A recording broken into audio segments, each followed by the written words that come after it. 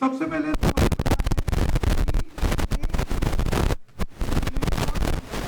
कितना होता है,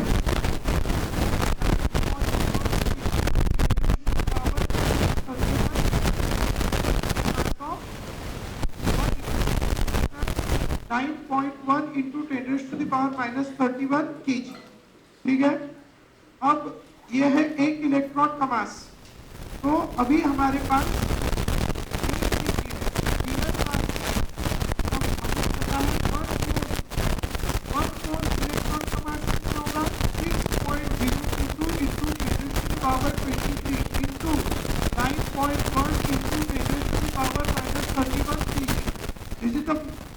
मास of 1 mole of electron. So हमें निकालने हैं कितने मोल इलेक्ट्रॉन आएंगे, कितने केजी में, 1 केजी में। कौन सा मल्टीप्लिकेशन करेंगे, क्रॉस मल्टीप्लिकेशन। क्रॉस मल्टीप्लिकेशन में क्या होगा, हमें निकालना है कितना, कितना इज इक्वल टू 1 इंटू 1 1, और उसके डिनोमिनेटर में कौन आएगा 1/6.022 इंटू 10⁻23 और ये 31 कितना हो गया 8 -8 आ गया ना। तो नीचे 10⁻⁻8 और इंटू 9.1 -8 ऊपर गया तो +8, तो ये हो गया 10⁻8 अपॉन 6.022 इंटू, तो आंसर इज डी। ठीक है, हमने कॉन्सेप्ट देखा था, mass of 1 electron is equal to 9.1 into 10⁻⁻31 kg। Mass of 1 electron is equal to 9.1 into 10⁻⁻31 kg। So 1 mole of electron is equals to 6.022 into 10⁻23, that is 9.1 into 10⁻⁻31 kg। तो इस तरह हमें उसकी वैल्यू निकालनी है। अब हम आगे चलते हैं। ठीक है, next, the number of electron, protons and neutrons in phosphorus trinegative ion is respectively। phosphorus trinegative ion, phosphorus का एटॉमिक नंबर है 15, तो 15 उसका एटॉमिक नंबर है जिसको हम डिनोट करते हैं Z से। हमारा एक कॉन्सेप्ट मैंने आपको बताया था, जितना उसका एटॉमिक नंबर उतने उसमें प्रोटॉन, उतने ही उसमें इलेक्ट्रॉन। लेकिन उसने कितने इलेक्ट्रॉन खाए हैं 3, तो एटॉमिक नंबर 15 है, तो प्रोटॉन के कितने 50, इलेक्ट्रॉन के कितने 50। ठीक है, और अब हमारे पास एक कॉन्सेप्ट है, ठीक है, न्यूट्रॉन अगर निकालना है तो क्या था, न्यूट्रॉन भी पूछे ना आपको, प्रोटॉन इलेक्ट्रॉन, सबसे पहले क्या बताने हैं इलेक्ट्रॉन, इलेक्ट्रॉन निकाल लेते। कितने इलेक्ट्रॉन खाए इसने 3, तो 15 थे, कितने लिए 3, अब कितने इलेक्ट्रॉन हो गए 18। सबसे पहले उसको क्या बताने हैं इलेक्ट्रॉन, तो 18 इलेक्ट्रॉन सिर्फ एक ही ऑप्शन में है, बाकी के 2 निकालने की जरूरत नहीं है। ठीक है, तो प्रोटॉन तो 15 आएंगे ही, रहेगी बात न्यूट्रॉन्स की। तो न्यूट्रॉन्स कैसे निकालते हैं, व्हाट, प्रोटॉन है 15, मास नंबर उसका दिया नहीं है, लेकिन एक 31 उसका मास नंबर होता है प्रोटॉन का, लिख लेना। फास्फोरस का जो मास नंबर होता है वो कितना होता है 31, तो वो हमें पता है। लेकिन अगर नहीं भी पता है तब भी कोई प्रॉब्लम नहीं, you will get the answer. Clear है, तो हमारा क्वेश्चन बहुत प्यारा सा क्वेश्चन था। अब हम चलेंगे नेक्स्ट क्वेश्चन की तरफ। The energies E1 and E2 of the radiations are 25 electron volts and 50 electron volts respectively. ठीक है, पहले रेडिएशन की एनर्जी है 25 इलेक्ट्रॉन वोल्ट और दूसरे रेडिएशन की एनर्जी है 50 electron volt respectively. The relationship between their wavelengths lambda and lambda 2 will be, चलो फॉर्मूला बताएंगे, E is equals to hc upon lambda. ठीक है, these two values are constant. So initially first energy is how much electron volt, 25 electron volt, and I say it is lambda 1, and the second one is a 50 electron volt, and it is what 1 upon lambda 2.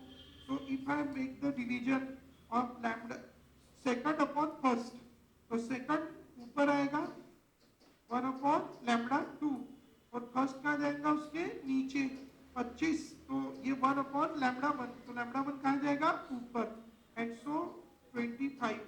So what we relation, λ1/λ2 is equal to 2, and so what relation we get, λ1 is equals to 2λ2. You get this relation, λ1 is equals to 2λ2. ठीक है, so in this way we will get here the value. ठीक है, so λ1 is equals to 2λ2. बहुत easy सा question है, बहुत अच्छा सा क्वेश्चन है. चलो आगे. So in this way we get the answer of this question. Next, अभी फोर्थ है, the emission spectrum of hydrogen discovered first and the region of their electromagnetic spectrum in which it belongs respectively are. Emission spectrum of hydrogen discovered first. ठीक है, emission spectrum of hydrogen discovered first and the region of electromagnetic spectrum it belongs. ठीक है, so hydrogen emission spectrum, ये थोड़ा रट्टामान type का question है. Diamond, Balmer,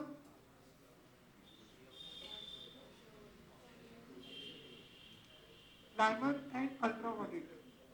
हमारे पास 4 रीजन थे. कौन से थे? Lyman, Balmer, Paschen, Brackett, Pfund, Humphreys. इसका हमने लिखा था क्या, ultraviolet, visible, IR, IR, far IR.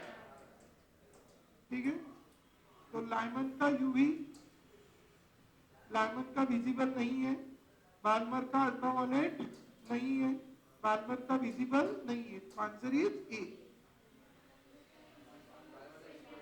अरे हाँ, बाल्मर का विजिबल है, यहाँ पे बाल्मर विजिबल दिया है.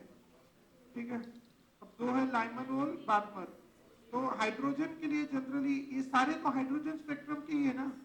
तो इमिशन स्पेक्ट्रम 2 टाइप का है. एक इमिशन, इमिट होगा, कहां से आया डजंट मैटर, कहां पे आया दैट्स मैटर. तो पहली ही लाइन हमें कंसीडर करनी पड़ेगी. आंसर दिया है क्या? ठीक है, यही आएगा. हाँ, ये है ना. हाँ, तो emission spectrum of hydrogen discovered first and the region of electromagnetic spectrum it belongs. Emission spectrum of hydrogen discovered first, सबसे पहले कौन सा डिस्कवर्ड किया गया, लाइमन की बाल्मर? हाँ, लाइमन. सबसे पहले कौन सा डिस्कवर्ड किया गया, Lyman. Emission spectrum discovered first, discovered first, पहले कौन सा, लाइमन, उसके बाद बाल्मर, फिर पाशन, फिर ब्रैकेट, फिर पीफर्ड, लास्ट में हम्पेरी. क्लियर है? सो आंसर शुड बी ए. भाई ये नाउ समझ गए. चलो आगे.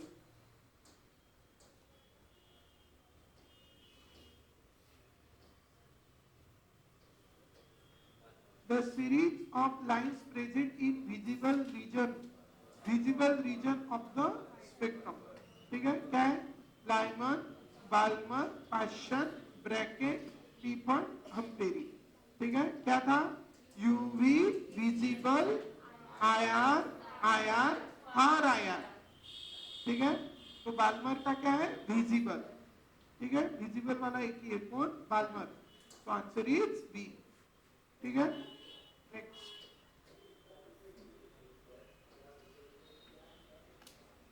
Which of the following series of transition in the spectrum of hydrogen atom falls in the visible region? Which से आ गया, कौन, Balmer series.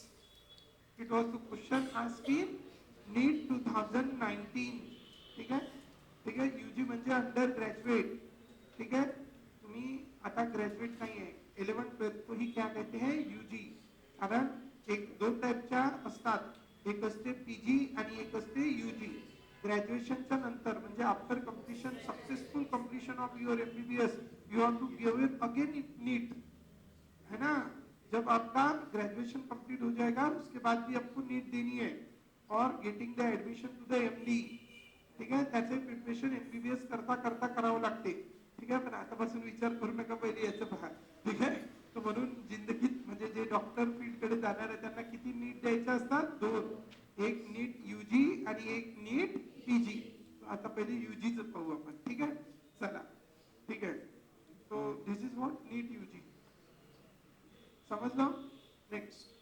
hydrogen spectrum gives a series of lines at 5r/36 and 3r/36 and 21r that centimeter inverse. R is the Rydberg constant.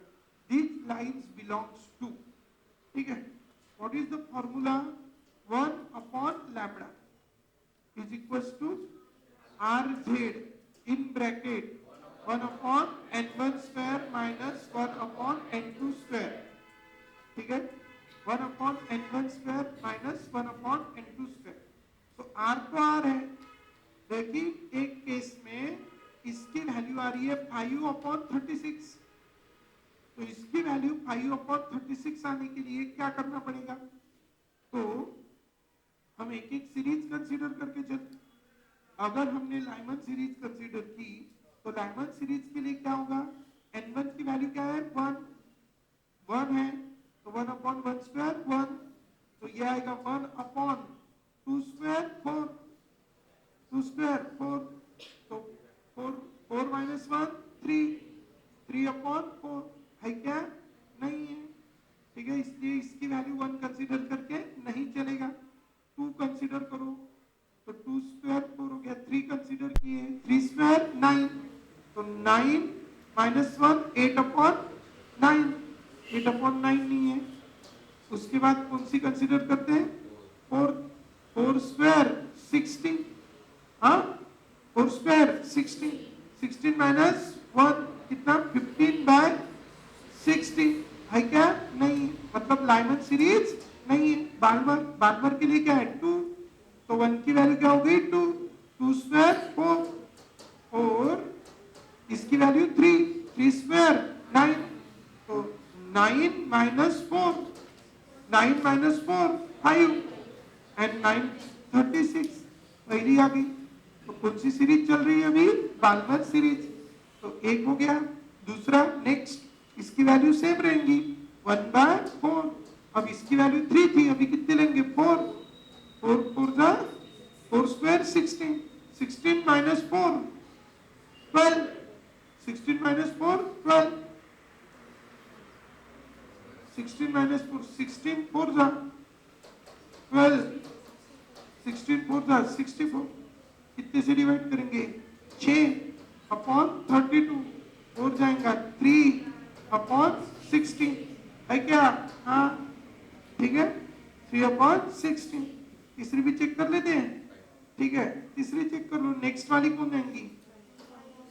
25, is it 25 minus 4 21, and this is 25 into 4 100, ठीक है, 21 r/100, तो it is 101% which series? Balmer series. उन्होंने व्यवस्था करके रखी थी 1 minute में होने की, लेकिन हम में थोड़ी थी कि चलो भाई पहले 1 से शुरू करते थे, तो पहला ही इसको बोलते तुक्का मार मेथड। कौन सी मेथड? तुक्का मार मेथड। लगे तो ठीक, नहीं तो तुक्का। नेक्स्ट पूरे गांव को चेक करके आना, लेकिन उन्होंने व्यवस्था करके रखी थी कि पहला ही तुक्का लग जाए, ठीक है। हमें पता नहीं था, हमने मतलब क्या ट्रायल एंड एरर मेथड कहते हैं इसको, क्या? Trial and error method. पहले पुट करके देखो, आया तो ठीक, नहीं तो आगे। क्लियर है? कौन सी सीरीज? Balmer series. तो by Balmer series you can prepare this, ठीक है। नेक्स्ट, एनर्जी ऑफ, कर्नाटका वाला क्वेश्चन है, थोड़ा दिमाग लगाना पड़ता है, कोई दिमाग लगाने की जरूरत नहीं। Bohr's orbit hydrogen atom minus 13.6 Z²/n², पूरे जान लगा के रट लिया था फॉर्मूला, ठीक है। Energy of electron in which orbit? nth orbit. क्या फॉर्मूला था? -13.6 Z²/n², इलेक्ट्रॉन होल्ड पर एटम, ठीक है, पर एटम, इलेक्ट्रॉन होल्ड पर एटम। और कौन सा एटम दिया है उसने? दिया है क्या? हाँ, hydrogen atom. So hydrogen atom दिया है, तो Z is equal to 1, and so here it will be 1 square 1, and so the formula should be -13.6 f/n², electron hold पर एटम, ठीक है। m चाहिए क्या? नहीं। 8⁴ चाहिए क्या? 8⁴ चाहिए क्या? कोई कंफ्यूजन नाम की चीज नहीं है, ठीक है। कर्नाटका वाले का भी क्वेश्चन डायरेक्ट ऐसे ही आ गया, ठीक है। सो ध्यान रखेंगे। 9th, which of the following is the energy possible excited states of hydrogen? Which of the following is the energy of possible excited state of hydrogen? First excited state की energy के लिए हमने देखा था कौन सी एक स्टेप? फर्स्ट एक्साइटेड स्टेट याद है क्या आपको? फर्स्ट एक्साइटेड के लिए हमने फॉर्मूला बनाया था, बहुत अच्छे से बनाया था, बताइए fast. Plus 13.6 in bracket fast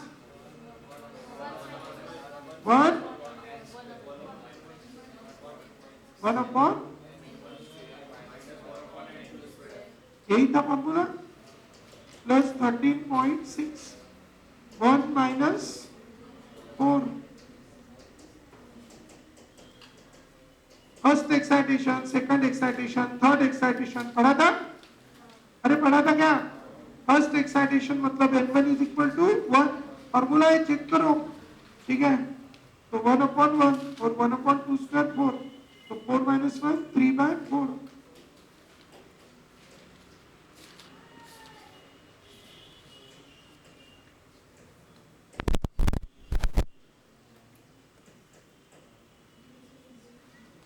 यही है ना formula? 1 minus 1 upon N2 square कितनी आई थी? फॉर्मूला लिखा था, यही था ना फॉर्मूला? बाहर जेड स्क्वायर, लेकिन हाइड्रोजन एटम बोल रहा ना, तो जेड स्क्वायर की वैल्यू कितनी आएगी? 1। कितनी? फर्स्ट एक्साइटेशन दिला ना, which of the following is the energy? त्याच्यात दिलेलं फर्स्ट एक्साइटेशन साठी चेक करा।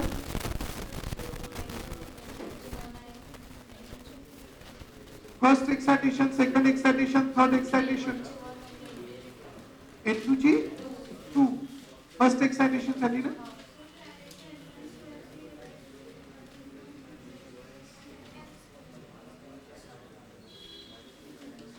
Which of the following is the energy possible excited states of hydrogen? देखो इधर ध्यान दो, अभी हमने तो निकाला लेकिन आंसर नहीं है, तो इसलिए इसमें कोई कंफ्यूजन नहीं है। हमें पता हाइड्रोजन एटम के अंदर सिर्फ कितनी शेल होती है? एक, बराबर, क्योंकि इट्स एटॉमिक नंबर इज 1। तो बस we can just write the formula plus 13.6 electron Z square upon N square. N की वैल्यू क्या पुट अप करेंगे? 1, ठीक है, क्योंकि फर्स्ट ही एक ही स्टेट है, एक ही शेल है, तो इसलिए ये भी 1, ये भी 1, तो answer will be plus 13.6 electron volt, ठीक है, क्योंकि ये ऑप्शन वहां पे नहीं है। और फर्स्ट एक्साइटेशन भी उसने बोला नहीं है, फर्स्ट एक्साइटेशन तो हम भी निकालते हैं, ठीक है। वैसे भी जेई का क्वेश्चन है, थोड़ा सा दिमाग लगाना पड़ेगा। Very good.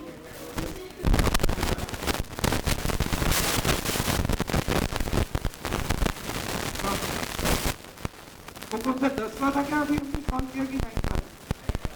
9 था।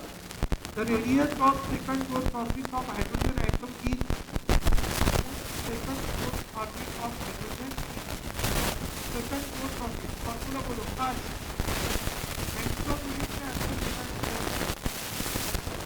Mass of directly angstrom unit में फॉर्मूला है, सभी ion is equal to R0 into N square। और ये सारा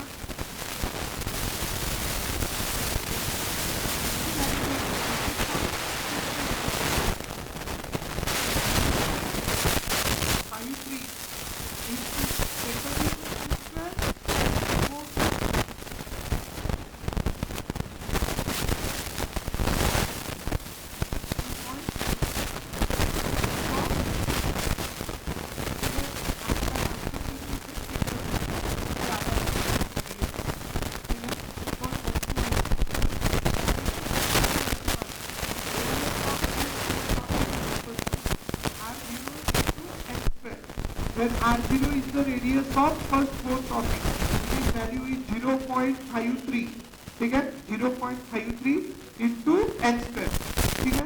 देखो फिजिकल केमिस्ट्री के लिए एक ही चीज बस एक पेज पे फॉर्मूले बनते हैं, लेकिन इसमें इतना सा भी कंफ्यूजन नहीं होना चाहिए, इतनी प्रैक्टिस चाहिए, ठीक है। अगर आपके फॉर्मूले बहुत अच्छे से रहेंगे तो आप put the value get the answer है, 99% पॉसिबिलिटी है कि आप क्वेश्चन सॉल्व करेंगे।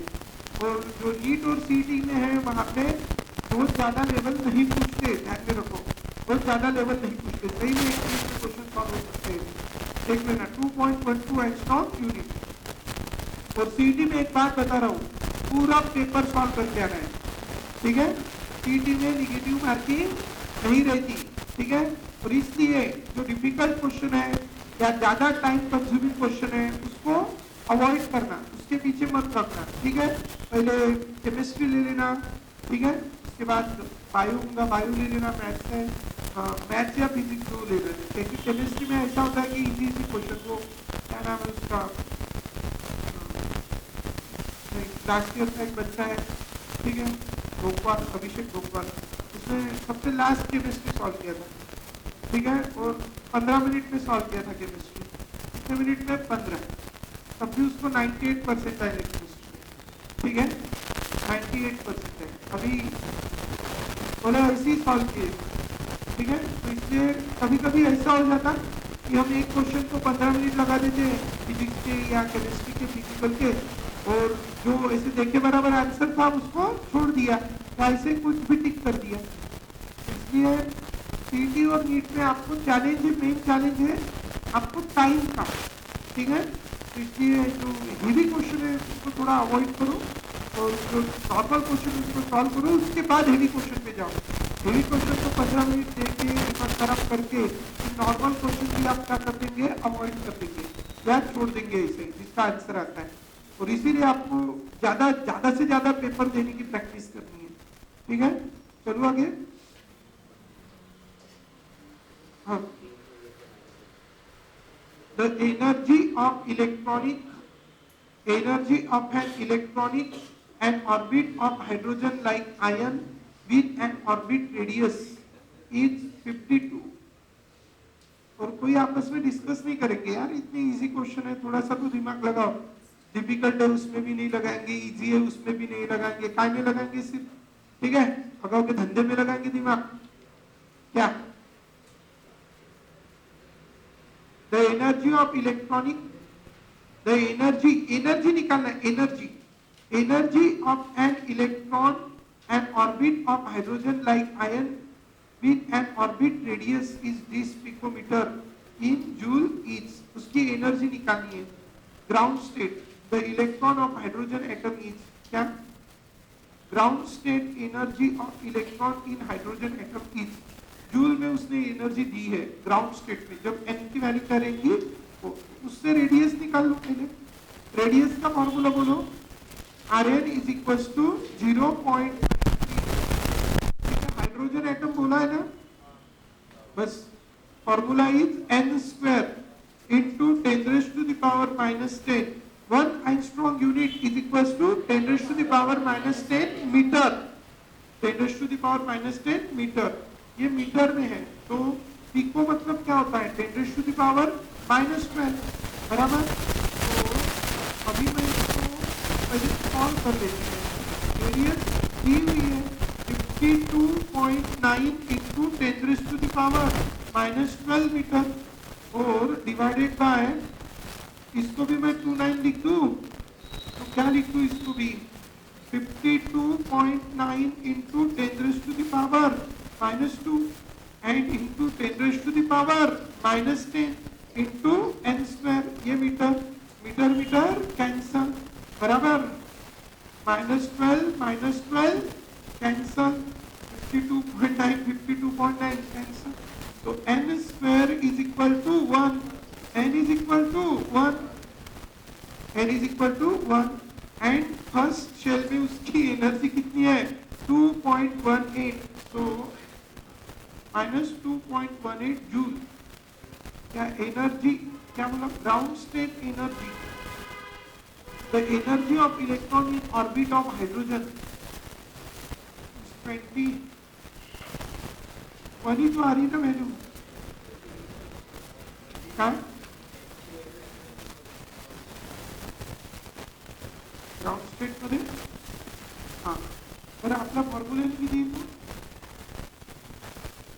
आंसर काय मी पूछा है जूल में पूछा है जूल में हमारा फॉर्मूला एक लिख के दिया है energy of electron but it is 21.8 हाँ एवढंच आहे ना -2 Z square upon n square joule पर atom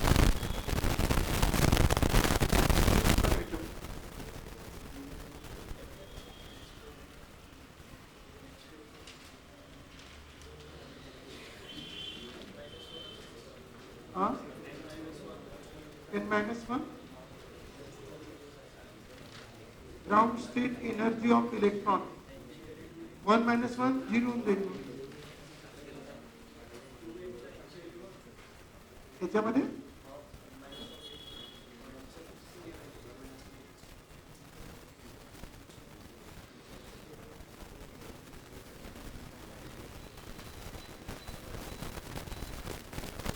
radius of ground state की n-1 मग याची n ची व्हॅल्यू 1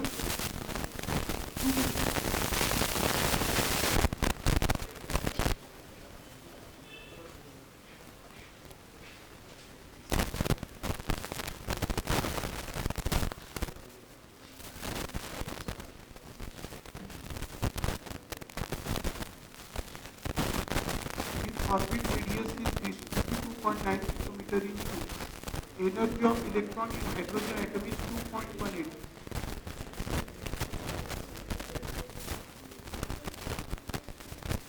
Zero point 259 into त्याच्यावरूनच मिळाली ना आपल्याला यांची व्हॅल्यू 1 हां ते तर डायरेक्ट दिली आहे त्याने अच्छा 10⁻⁻18 आहे ना बरं n ची व्हॅल्यू 2 ठेवून बघा किती येते आन्सर n ची व्हॅल्यू 2 फॉर्म्युला काय energy of electron in -2.18 into n² z unit joule बरोबर this is the formula if you put the value of n is equals to 2 square is 4 so 4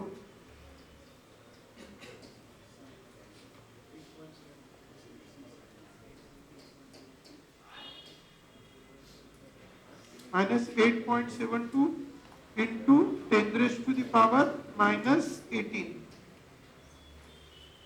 C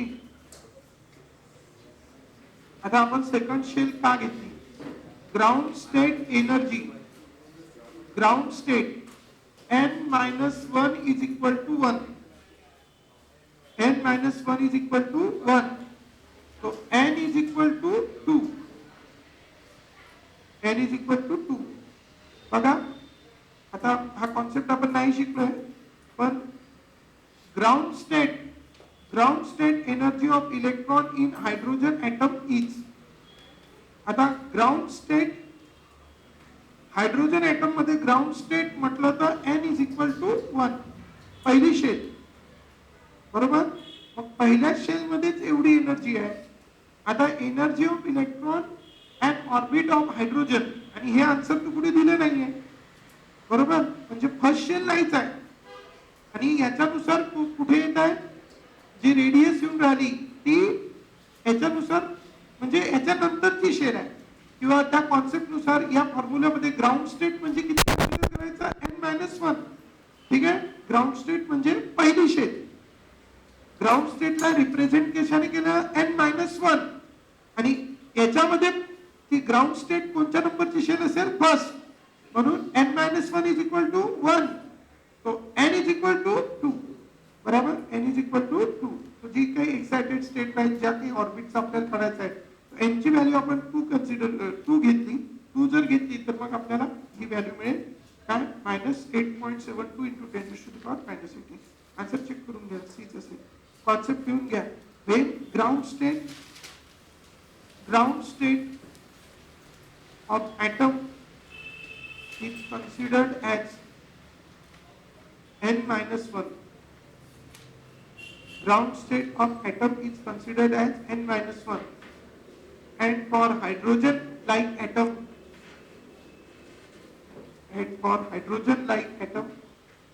it is considered as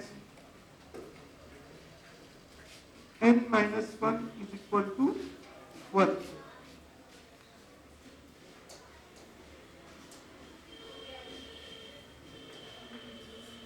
As per de Broglie's formula, the microscopic particles of mass 100 gram, mass किती दिलेला आहे 100 gram, capital M, and moving at the velocity of 100 centimeter per second. This is what velocity.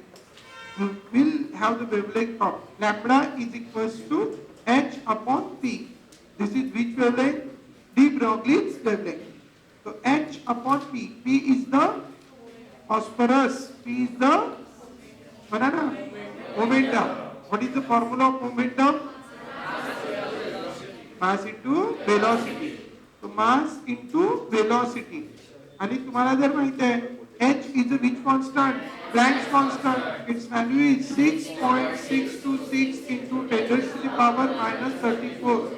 Joule is nothing but Newton meter. Joule is equal to Newton meter into second. And so this should be in a meter per second, or that should be in a meter per second. But the answer is given in a centimeter. So you have to convert it into meter. So 100 is nothing but 10 raised to the power 2, and centi matlab 10 raised to the power minus 2. So meter per second, minus 2 plus 2 cancel. So velocity will be in a meter per second. But how much? 1 meter per second. This will be the velocity. 1 meter per second. And the mass should be in now kg. Mass should be in a kg. It is how much gram? 100 gram. 100 is nothing but 10 raised to the power 2, and kg अगर लाना है तो 10 raised to the power minus 3 kg. So minus 3 plus 2 minus 1. So it will be a 10 raised to the power minus 1 kg. So what meter get cancelled, and so you get the value of lambda. ठीक है? So what सब वही आ गया 6.626 into 10 raised to the power minus 33. ठीक है? So 30. हाँ, answer हमें क्या में चाहिए? सेंटीमीटर में चाहिए. तो हमें इसको डाइन में करना पड़ेगा. सेंटीमीटर अगर कांस्टेंट रखना है तो उसको डाइन में करना पड़ेगा. या हमने इसको मीटर में किया, तो अभी जो आंसर आया वो क्या में आया? न्यूटन मीटर तो कैंसिल ही हो गया ना. सेंटीमीटर. एक काम करते इसका जूल का क्या कर लेते हैं? अर्थ. जूल का क्या कर लेते हैं? अर्थ. तो what is that? 1 joule is equals to 10 power 7. क्या हो जाएगा? अर्थ. तो 10 पावर 7. फिर इसकी वैल्यू एज इट इज रखनी पड़ेगी. ठीक है? चलो, मास इनटू वेलोसिटी. मास कितना? 10 रेज़ टू द पावर 2, और वेलोसिटी कितनी? 10 रेज़ टू द पावर 2, है ना, सेंटीमीटर पर सेकंड. और इसकी वैल्यू अर्थ में 1 joule is equals to 10 power 7. अब 7 है और ये कितने हैं? 4. तो बचे कितने? 3. ठीक है? 3 प्लस 3 34. कितना? 31 माइनस 31. तो 6.626 इंटू 10 पावर 31. लेकिन अगर मीटर में दिया रहता तो फिर you have to change this values. ठीक है? अभी मैंने उधर ध्यान नहीं दिया, क्या में दिया था, तो डायरेक्ट कर दिया. ठीक है? सो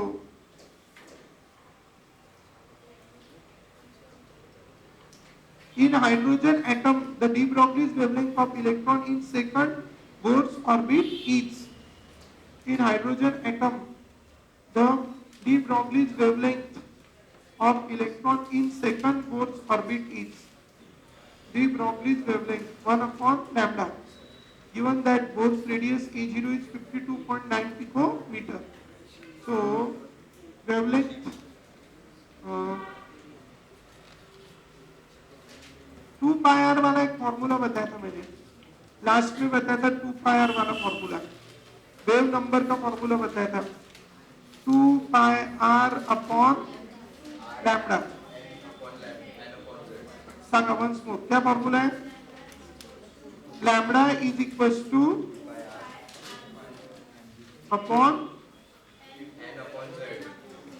n अपॉन z बराबर 2 pi r n upon z so lambda की वैल्यू निकालनी है कौन सा एटम बोला हाइड्रोजन तो z is 1 2 pi r naught की वैल्यू दी हुई है ठीक है पिकोमीटर में आंसर निकालना है दैट इज 52.9 और कौन सी बोला है सेकंड तो n की वैल्यू हो गई 2 2 टू जा 4 तो 4 हो गया 2 टू जा 4 4 से इसको मल्टीप्लाई करेंगे 36 3 कैरी 4 टू जा 8 प्लस 3 11 1 कैरी 4 फिफ्थ जा 20 प्लस 1 21 1 डिजिट बाद point unit 5 and unit is picometer 211.65 picometer so your answer is C ठीक है we have this formula of lambda lambda is equals to 2 pi r0 n upon z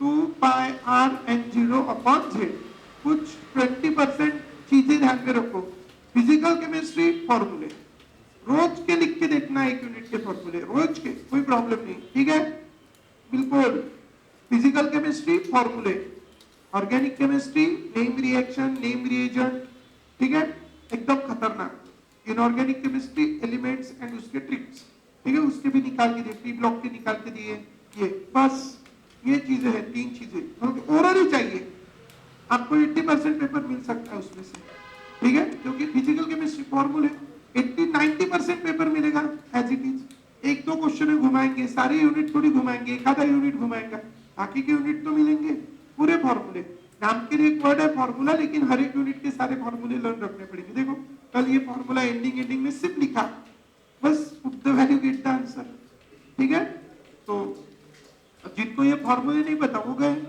ठीक है two particles A and B are in the motion if the wavelength associated with A is 33.33 nanometer and wavelength associated with A is 33.33 nanometer and wavelength associated with B whose momentum is 1/3 of A ठीक है momentum of B is 1/3 of momentum of B is 1/3 of momentum of A ठीक है तो उसकी wavelength हमें निकालनी है simple lambda A upon lambda B ठीक है lambda A upon lambda B ठीक है what is the formula of lambda lambda is equals to H upon P बराबर तो इसमें H अपॉन PA एंड यहाँ पे H अपॉन PB ठीक है H cancel PB is equals to PA upon 3 और ये PA कैंसल तो हमें किसकी वैल्यू निकालनी है लैम्बडा B की so lambda B is equal to पहले तो क्या मिला lambda A upon lambda B is equal to 1/3 so lambda B is equal to 3 into lambda A lambda B is equal to 3 into lambda A 3 into lambda A what is the value of lambda A there 33.33 nanometer so what 99.99 into 10 raised to the power minus 9 meter so अरे ठीक है 99.99 ठीक है क्या बोला 2 particles the wavelength associated with B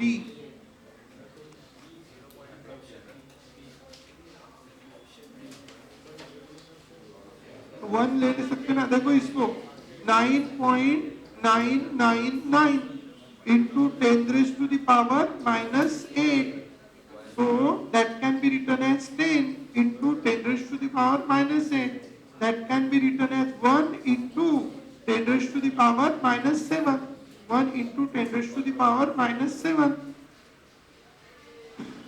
ठीक है 1 into 10 raised to the power minus 7 this is B clear है so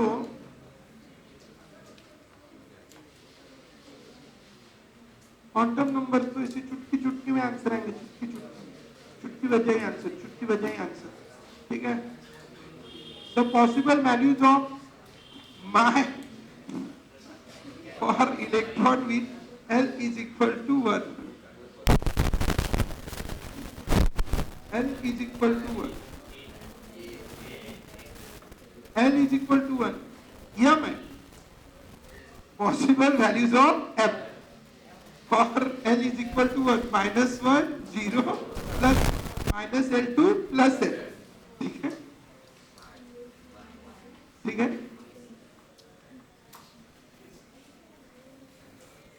Bajaj college of engineering, college of engineering, the number of orbitals associated with quantum number n is equal to 5, m is equal to plus, बहुत बड़ी बात है।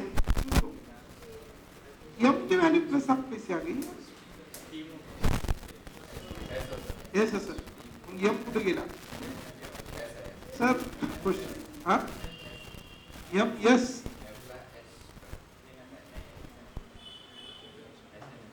m ला yes घ्या, चला m ला yes घ्या,